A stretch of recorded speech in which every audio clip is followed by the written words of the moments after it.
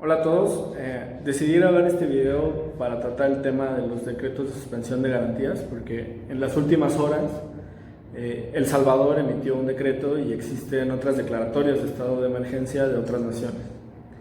Entonces me parece importante que tengamos certeza respecto de la fuente de estos acuerdos o decretos de suspensión, los límites que esos decretos tienen, cuáles son los derechos que no se pueden suspender y cuáles son las calificaciones que van a tener estos decretos. Entonces, los decretos están autorizados. Primero, su origen no es una cuestión de carácter enteramente militar o de una dictadura. Por el contrario, los decretos están contemplados por la Convención Americana como una forma de salvaguardar la integridad del Estado, la supervivencia, digamos, de la sociedad y de las naciones, y mucho más importante también, los derechos humanos de los individuos, de los ciudadanos que integran esas naciones. Y por supuesto, restablecer ese orden constitucional que tal vez tiene una conmoción. Entonces, el decreto es una reacción a un estado de emergencia que se puede deber a distintos factores: una conmoción interna, una crisis económica, un conflicto bélico internacional, una invasión, incluso una cuestión pues, de carácter social o una emergencia sanitaria como la que se está viviendo en muchos países. El decreto tiene candados y tiene límites y están establecidos por la Convención Americana de Derechos Humanos en el artículo 27 y por muchas constituciones de los países en el régimen interno. Pues primero, los límites que están establecidos desde el derecho internacional.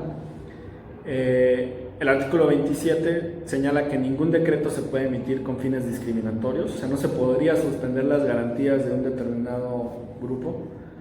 Segundo, el decreto debe señalar la temporalidad de la suspensión, los derechos o garantías que están siendo suspendidas y los motivos por los cuales se emite esa suspensión.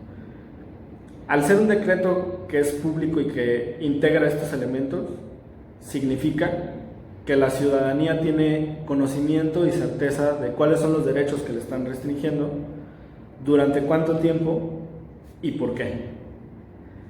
Esta comunicación no solamente debe de emitirse, digamos, al interior de un país, sino también a la comunidad internacional.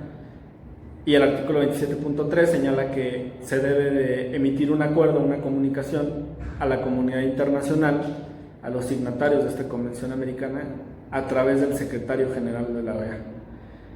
Entonces, un Estado le informa a sus ciudadanos las razones, el tiempo y el catálogo de derechos, pero esa misma comunicación se realiza a la comunidad internacional precisamente para evitar alguna cuestión de abuso o uso dictatorial, digamos, de esta herramienta o mecanismo que está establecido en la Convención. Además, ya en el régimen interno, muchos países contemplan en sus constituciones que el acuerdo de suspensión debe ser conocido o avalado, votado por la legislatura de las naciones, ya sea un Congreso bicameral o unicameral, el Senado y la Cámara de Diputados, solamente diputados. Y también otros señalan que el decreto de suspensión debe ser autorizado por la Corte Suprema de Justicia. Entonces tenemos tanto un mecanismo internacional como un mecanismo local que establece ese control. Ahora, no cualquier derecho se puede suspender. El artículo 27.2 de la Convención señala cuáles son los derechos que son insuspendibles.